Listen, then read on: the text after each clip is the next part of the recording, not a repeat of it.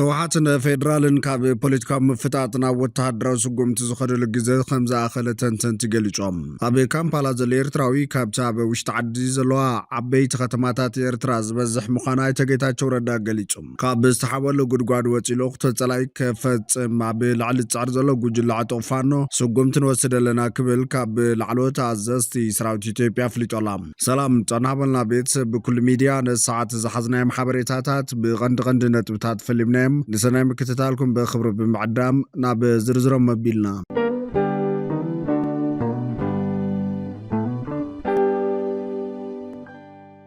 أب زبادو بمبرق تقرأ ورد حنطالو كرم حمي شوارح نا يستقتلت نستي حكاو تترتار رخيبا ملو مترايو قنا اللخيلو بوليس توردام ورد حنطالو تحساس 10 شومان تغلتشن 10 شومان تنعم تمرت مننو تبزي تفلت أسب أب منبر قزا تغتلا بسالستي اسكرينا استرخب نستي بوليس توردان خواب حمي شوارح بزوحات تترتر تنحزم أب عمق متراي كم تنحق لجم اتقابن عزي سورن ليت استفتسمن بمخانو مسمواتي تركبني نبرومن كنبرم يخلن استبحال تطرطرتي ابو قصر زوعللو قفعاوي جبن قتلت نفسي اتتخكلنيا تطرطر مس تحاورتو ابو قصر وعيلو افصاصمات جبن ون امرحو كاري كيلو كمزلو بوليس وشغليصم ازود 53 عام تطرطاري نت جبن مس فصمه ابو كتما مقله بر 4000 تقصيرو بحد مندر ابال تحلوا ليت خوينو እና ሰርሐ ዝመፀን ትኸውን ፖሊስ ብዘካየዶ ረቂቅ ክትትልን ሓደሽቲ መንገድታት ምፅራይን ቀትርያ ብመዓልታዊ ስራሕ መኪና እናሓፀበን ተሎ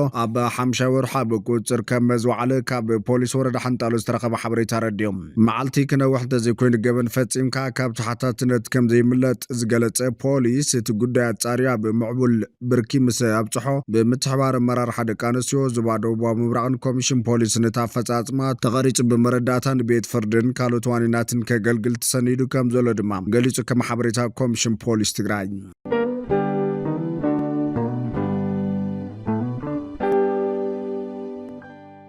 هوحاتن فيدرالن كاب بوليتيكا مفتات ناب وتهدرو سقمت زخدلو جزا خمزة أخلتن تنتقليجهم ني بوليتيكا إثيوبيا بغربا زكتاتل بعلمية حق منقس دكتور آدم كاسين خونتات تقراي انك قلت اتخوينات تجمير إبل دكتور آدم تغندي زي فالي توخسي معازي جمبر زبل مخانيز قلت تنتاني بوليتيكا ناب يونيفرسي كالغاري كندا ممبر زخونن بروفيسور جيتاچو سفا باجت بمخلكال كم دلايو ميلو نزتوسنة جزاك قرفة مخيلي بنفال قمتو تزاريبهم كم تنتنا بروفيسور جيتاچو زيناي منقس فيدرال سقطا كساب موداتا زغصل زي كونتات كساب زمالو جزا زيصبيلهم بروفيسور جيتاچو حز نزر سقطا مخنيات كونو كم زخلو كاب زتقسوم قدات نخكايد حدثهم نسترفو شابعي حقراو مرتان نوعو السعب مسرتا منقستن يركبوهم زمتوان كرمتي مخانونا بماخلاي مبرق زلو قجتون منقس فيدرال سقومتن زي موساد كم مخنيات كونو كم زخلو قلت دكتور آدمون بتمساسالت زولو سلام مايكينات كنتات مقصالو بنالبات نغرب جزنبر الزلاقي لا يحسبني منقس فيدرال افلوتو زهبو ممحدار بسلطان سلازي كون بباجتن بخالوت وانا أقحوتات زلو قوزتر كم زترر زارب دكتور آدم ازر محوحات نزوم قدلتات مملا ملق مس دقر كفتر كقبرو كم زخل يردم ازر مان منقس فيدرال نابكالي قطعان سقومتن كتوي خلي بنفعل ازر قدايون تنك خالي قجت كون كم زخلي تاكس دكتور آدم يخون بروفيسور جيتاچو منقس خمتناي كلتا عامت دماو كنا تقراي عبا سفح قجتناي متاو عدلو تسبيب كم زخون يزارب زخون قجت مولعقنا زي ترف مخاني قمتهم دكتور آدم منقس فيدرال كتقام انتر عدلي بزح جواد اللو بحاليو نابكوينات كياتو تغطخ فتر انتر عدلي بفلاي دما بجت عبزملكت بزح تغطخ قبر كم زخل يعمن كوينات زجمر انت خوينو وابكللات محران اوروميان بزلو قجتات بزغط زولو منقس فيدرال نيوتا هدراتو كابزتفلالي بوتاتات بموساد ناب عودة جنبار كختت كم زخل يردم بزخنتات كم ببينشانغول جمزة بزبلا كللات حويسو حزيز اللو جنتات طرح زي كونس حدشت جنتات نخصتو لعل عدل الليبل أب مودات الري سراويت مكلخال كاب زبادو بغندر أب زوج الوان أب تخلل زنكسا سعط واتفانا أب كم دبرتابور زعم سلاخة ماتات لعل متقعات خفيتهم نيرم أب كللات وروميان دبوب إيثيوبيا ون منكسا سراويت مكلخال سعيبهم أدوات متقعات خمس فتمو سبعة حبيرم دكتور آدم كم كلا يزغلو مخنيات كيناتن تدا تجميرو إثيوبيا تعبلا زبل ترخ كفرسي زبليم إثيوبيا تحدثلا تعبلا تغيرلا زبل ዝተኣሰረ ኣዝዩ ዘቋርጽዩ ስለዝኾነ ድማ መንግስቲ ፌደራል ይደልየ ኢለ ኣይሓስብን ይብል ዶክተር አደም። መንግስቲ ፌደራል ናብ ኩናት ናይ ምእታው ድሌት ከም ዘይብሉ እኳ እንተኣመነ ዝኹነታት ኣፍ ደገ ባሕር ናይ ምምላስ ዕድል ይፈጥር ዝብል ቅማሪ ክሓዝ ከም ዝኽእል የልዕል። ካብ 2016 ዓ.ም ጀሚሩ ኣፍ ደገ ባሕር ናይ ምርካብ ጉዳይ ብዕሊ ዘልዕል ዘሎ መንግስቲ ኣብይ ኣሕመድ ብማዕኸናት ዜና ቢሎ ዓሰብ ኣካል ግዛት ኢትዮጵያ ከም ዝነበረ ዝገልጽ ተረኺ ጋውሕላ። መንግስቲ ኣፍ ደገ ባሕሪ ብሰላማውን ንግዳውን መንገዲ ክረክብ ከም ዝደሊ ብተረጋጋሚ እኳ እንተገለጸ ኤርትራ በዚ ሰበብ ኩናት ክውልዕ ዝብል ክስ ተሰሚዓ። ቀዳማይ ሚኒስትር ኣብይ ኣሕመድ ጸቕጢ እንትመጽእ ነቲ ጸቕጢ ምምላስ ጥራይ ዘይኮነስ ኣማራጽታት ናይ ምርኣይ ዝምባለ ከም ዘለዎ ዝዛረብ ዶክተር አደም እዚ ነገር እንተዳ መጽኡ ነቲ ኣጋጣሚ ተጠቒምና ኣፍ ደገ ባሕሪ ክንረክብ ኢና ዝብል ቀመር ክህሉ ይኽእል ይብል። መምህር ዩኒቨርሲቲ ካልጋሪ ፕሮፌሰር ጌታቸው ሰፋ በጎኒ መንግስቲ ፌደራል ብወተሃደራዊ ስጉምቲ ክወስድ ኢና ብዝብል ድምዳመ ከም ዘዘንብል ይገልጽ። መጠነ ሰፊሕ ኩናት ናይ ምውላዕ ዕድሉ ጸቢብ ከም ዝኾነ ዝዛረበ ፕሮፌሰር ጌታቸው በአንጻሩ ንዝተመረጹ ወተሃደራውን ፖለቲካውን መራሕቲ ዓላማ ዝገበረ ስጉምቲ ክውሰድ ይኽእል ይብል። ኣብ ክልል ዓፋር ኣሎ ዝበሃል ዕጡቕ ካብ ሓይልታት ትግራይ ዝተገምዑ ዕጡቓት ሓራ መሬት ምጥቃም ወይ ንዕኦም ምድጋፍ ክኸውን ይኽእል እዩ ብምባል ትዕዝብቱ የካፍል። ካብ ሓይልታት ትግራይ ብዝወፁ ወተሃደራዊ ኣዘዝቲ ዝተመስረተ ሓይልታት ሰላም ትግራይ ማለት እውን ዕጡቓት ሓራ መሬት ኣብ ክልል ዓፋርን ኣብ ትግራይን ከም ዝንቀሳቐስ ይግለጽ። እዚ ዕጡቕ ሓይሊ ምስ ሓይልታት ትግራይ ዝተተኸሰሉ ግዜ እውን ነይሩ እዩ። ኣባላት እዚ ዕጡቕ ሓይሊ ቤት ምክሪ ሰላምን ለውጥን ትግራይ ዝተባሃለ ምንቅስቓስ ብ9 ጉንበት ኣብ ኣዲስ ኣበባ ኣብ ዝመስረትሉ ዕዱማት ከም ዝነበሩ ተገሊጹ እዩ። ኣብ ጉዳያት ምብራቕ ኣፍሪካ ኣማኻሪ ቀዳማይ ሚኒስትር ኣብይ ኣሕመድ ዝኾነ ኣይተ ጌታቸው ረዳ ሓዊሱ ዝተፈላለዩ ፖለቲካዊ ሓይልታት ሳተፍሉ እዚ ምንቅስቓስ ብዕልዋ መንግስቲ ስልጣን ንዝተቆጻጸረ ሓይሊ ናይ መውጋድ ዕማም ከም ዘለዎም ገሊጹ እዩ። ፕሮፌሰር ጌታቸው መንግስቲ ፌደራል ብዘይ ዝኾነ ግጭት ከም ባጀት ዝኣመሰሉ ቀረባት ሙሉእ ብምሉእ ዘቋርጽ እንተኾይኑ እውን እቲ ጸቕጢ ካብ ወተሃደራዊ ስጉምቲ ዘይናኣስ ከም ዝኸውን ይገልጽ።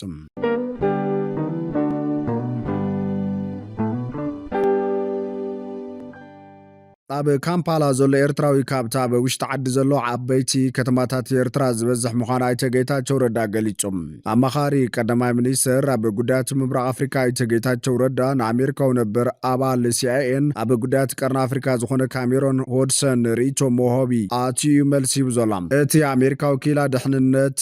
ሆድሶን ንሓያል ነቕፌታታት ዝሓዘለ መደረ ፕሬዚዳንት ኤርትራ ኢሳያስ ኣፈወርቂ ኣብ መዓልቲ ናጽነት ኤርትራ መሰረት ገይሩ ኣብ ዘካፈሎ መልእኽቲ ስለምንታይ እዮም ከም በዓል ኢሳያስ ዝበሉ መራሕቲ ኣብ ክንዲ ናይ በዓሎም ውሽጣዊ ጉዳያት ሰላምን ልምዓትን ምርግጋዕን ትኹረት ገይሮም ዝዛረቡ ብዛዕባ ናይ ኣሜሪካ ትሞር ሓይሊ ዓለም ይኹን ምምሕዳር ትራምፕ ዝዛረቡ ክብል እዩ ሕቶ ኣብ ርእይቶ ይቦም። ኣብዚ ርእይቶ ሁድሶን ኣቲ ርእይቶ ዝጸሓፈ ኣይተ ጌታቸው ረዳ ነዚ ሓቶ እዚኣ ንዝሓለፉ ዓመታት ኣምላኽ ይፈልጥ ኢልና ክንደይ ዓመታት ክንሓትት ጸኒሕና ኢና ክብል ዝገልጽ። ኢሳያስ ወትሩ ከም ሓደ ፈላስፋ ንጉስ ዓለም ዘይተሓተተ ምኽሪ ዘቕርብ ካብ ሓላፊ ሃገር ኣብ ኣፍ ደገ መዓት ተንቀጥቂጡ ዝዛረብ ሰብ እዩ። ኣብ ካምፓላ ወይ ኣብ ጁባ ዘለዉ ኤርትራውያን ካብ ኣብ ከረን ወይ ደቀ መሓረ ወይ ዓዲ ኋላ ዘሎ ህዝቢ ኤርትራ ከም ዝበዝሑ ምዝራብ ትርጉም ዘለዎ እዩ። ካብቲ ፕሬዚዳንት ኢሳያስ ንዝሓለፉ 35 ዓመታት ብንቕሓትን ብሓጎስን ዝብሎ ዘሎ ተስፋ ናይ ምቑራጽ ብዙሕ ይዛረብ ኢልዎም። ነቲ ንመበል 35 ግዜ ዘብዕሎ ዝነበረ መሲሉ ዝነበረ ናጽነት ኤርትራ በዓሉ ዝጸልእ ሰብ እዩ ይመስል ኢሳያስ ክብላ ዝራራብ መልእኽቲ ኣሕሊፎሎ ኣይተ ጌታቸው። ኣይተ ኢሳያስ ኣብ መግለጺኡ ነቲ ኣብ ዝሓለፈ ዓመት ዘስምዖ መደረ ብምጥቃስ እዩ ኣብዚ ዓመት ንዝተረኣየ ምዕባለታት እውን ዘርዚሮም። ኣብ ዝሓለፈ ዓመት በዓል ናጽነት እውን ምስ ምምጻእ ፕሬዚዳንት ትራምፕ ናብ ስልጣንን ዓመታቱን ክብል መደሩ ከፊቱ ምንባር ይርስዓን። ኣብዚ ናይ ሎም ዘበን መደረ ምስ ፍሉይነቱን ርዱእ መድረኻዊ ሚዛን ኣሜሪካ ብምባል ናብ ዋሽንግተን ብምትኳር ኣብ መገምገሚ መወከሲታት ርኢኻ መርትዖታት ምሁላል እምበር ነቲ ከቢድን ዝተሓላለኸን ኩነታት ክብል ዝገለጾ ምዕባለታት ህወኽ መደምደምታታት ከሃብካ ብትዕግስቲ ምክትታል ከም ዝሓይሸ መላኺት እዮም። ኣብ ዝቐረባ እዋናት ዝምድና ኤርትራን ኣሜሪካ ናብ ንቡር ንምምላስ ጭቡጥ ምዕባለታት ይረአ ምህላው ዝፍለጥ እንትኾን ብዛዕባ እቲ ዝውሰድ ዘሎ ስጉምታት ምልዓል እገዳን መምሓሽ ዲፕሎማስያዊ ዝምድና ንመልኪቱ ግን ፕሬዚዳንት ኢሳያስ ኣፈወርቂ ዝተዛረበ የለን። ካብቲ ዝውትር አንደበቱ ብዘይፍለጥ ቃናን ትሕዝቶን ፖሊስ ኣሜሪካ ክነቅፍ ተሰሚዖም። ብመንገዲ ጸሓፊ ጉዳያት ወጻኢ ማርኮ ሩቢዮ ቢላ ኣሜሪካ ነቲ ኣብ ዝቐረበ እዋን ኣብ መንጎ ክልቲአን ሃገራት ዝምዕብል ዘሎ ዝምድና ሓድሽ ምዕራፍ ከም ዝተጀመረ ብምግላጽ ኣብ ሓበራዊ ርግኣትን ቁጠባዊ ብልጽግናን ብሓባር ንምስራሕ ዘለዋ ድልየት ገሊጻ እያ። ፕሬዚዳንት ኢሳያስ ግን ብዛዕባ እዚ እውን ኣየልዕለን።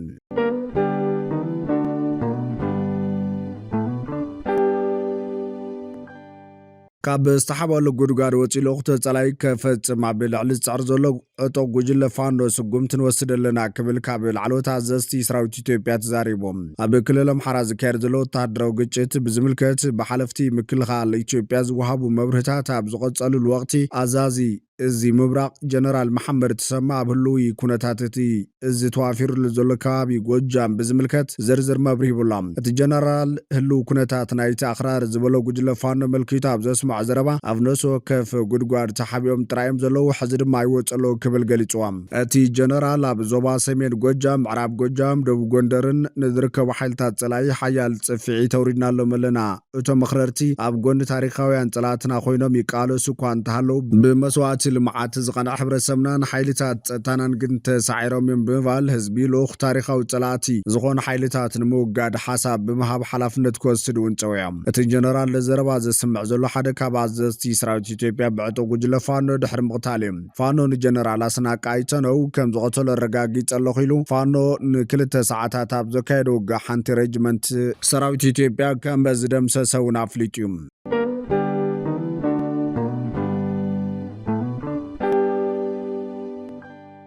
ሰራዊት ኣሜሪካ ብደቡባዊ ኢራን ሓድሽ መጥቃዕቲ ከም ዝፈጸመ ገሊጹ ናቁጣታት ሚሳይላት ኢራንን ኣብ ባሕሪ ተፈንጃሪ ንምቕማጥ ዝፍትና ጀላቡን ዕላማ ከም ዝኾና ድማ ተሓቢሮም ማእኸላይ እዚ ኣሜሪካ ኣብ ዘውፅኦ መግለፂ እቶም መጥቃዕታት ንርእሰ ምክልኻልን ወተሃደራትና ካብ ሓይልታት ኢራን ክፍጸሙ ካብ ዝኽእሉ መጥቃዕታት ንምውሓስን ዝተፈጸሙ እዮም ኢሎም ወሃቢ ቃል ማእኸላይ እዚ ካፕቴን ቲም ሃዊክንስ ሰራዊት ኣሜሪካን ወተሃደራት ይከላኸለሎ ግና ተወሲዶ ምባል ኣብ ዝቕፅለሉ ዘሎ እቲ ጎንፂ ከይጋደድ ንፅዕር ኣለና ኢሎም ወሃቢ ቃል ሚኒስተር ጉዳያት ወፃኢ ኢራን ኢስማኤል ባቃይ ምስ ኣሜሪካ ዝካየዱ ዝርባት ውስን ምምሓሽ ከም ዘረይ ብምሕባር ነቲ ኩናት ደው ከብል ኣብ ዝኽእል ስምምዕ ምብፃሕ ግና ኣብ ቀረባ ዝኸውን ኣይኮነን ኣብ ዝበለልዮም እዞም መጥቃዕታት ተፈፂሞም ዘሎም ካፕቴን ሃውኪንስ እዞም መጥቃዕታት ኣብ ጥቓ ባንደር ዓባስ ዝተባሃለት ኣገዳሲት ወደባዊት ከተማ ኢራን ከም ዝተፈጸመ ሓቢሮም ከም ጸብጻብ ኒውዮርክ ታይምስ እታ ወደባዊት ከተማ መደብር እቲ ኣብ መጻብ ሆርሙዝ ዝርከብ ሓይሊ ባሕሪ ኢራን እያ መራኸቢ ሓፋሽ ኢራን ኣብቲ ከባቢ ነታውጊ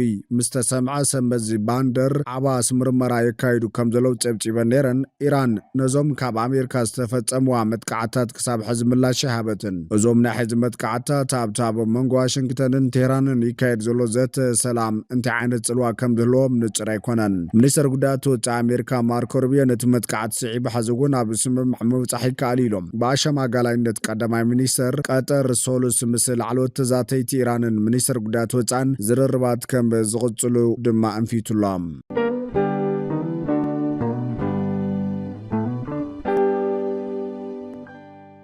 ፈትዋትነ ክብራትን ቤተሰብ በኩል ሚድያ ነሰዓት ዝሓዝናዮም ሓበሬታታት ነቶም ክትከታተልዎም ዝጸናሕኩም ይመስሉ ነይሮም ንሰናይ ምክትታልኩም ብምስጋን ኣብ ዝቕጽል ብኻልኦት ሓበሬታታት ክሳብ ምራኸብ ንምድለዋትና ላይክ ሼር ንሚድያና ሳብስክራይብ ብምግባር ቤተሰብ በኩል ሚድያ ይኹኑ